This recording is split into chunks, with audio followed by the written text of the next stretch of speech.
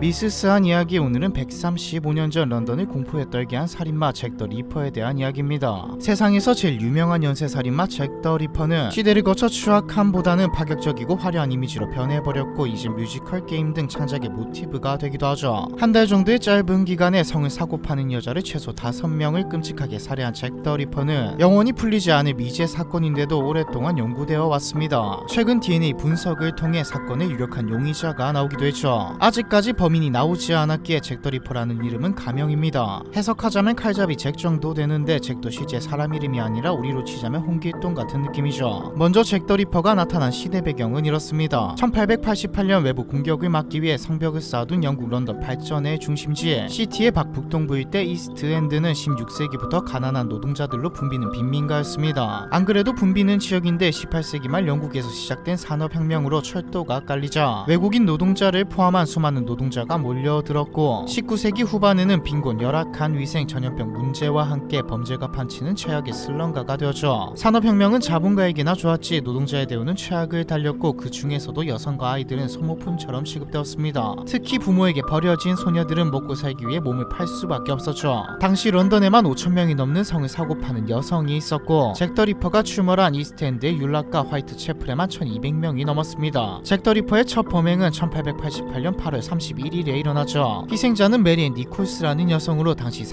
43세였습니다. 그녀는 18살에 결혼하여 5명의 아이가 있었지만 남편의 외도로 술에 빠져 살다가 집을 나온 지 한참 된 상황이었죠. 화이트 채플을 돌아다니며 몸을 팔아 하루살이처럼 살아가던 그녀는 그날도 술을 마시느라 돈을 다 써버려 숙박업소에서 쫓겨난 상태였습니다. 사망하기 1시간 전 그녀는 친구를 만나 잠깐 수다를 떨었고 친구에게 남자 한 명과 거래를 하고 숙소로 돌아갈 것이라 말했죠. 하지만 이게 살아있는 니콜스의 마지막 모습이었습니다. 니콜스는 새벽 3시 40분 벅스로우 거리에서 시신으로 발견되었거든요. 니콜스의 시신은 말 그대로 끔찍했습니다. 목의 양쪽 대동맥과 아랫배에서 목까지 길게 잘라놓은 자상의 내장은 배 밖으로 나와 있었죠. 당시 경찰은 단순 살인 사건으로 봤지만 얼마 후 두 번째 사건이 일어나게 됩니다. 두 번째 희생자 애니 채플먼 47세도 화이트 채플의 숙박업소에 묵으며 성을 사고 팔아 살아가는 여성이었습니다. 채플먼은 28살에 결혼해 3명의 아이를 낳았지만 첫째는 일찍이 병으로 죽고 막내 아들에게는 장애가 있다는 것을 알게 되자 충격으로 남편과 함께 술독에 빠져 살던 여성이었죠.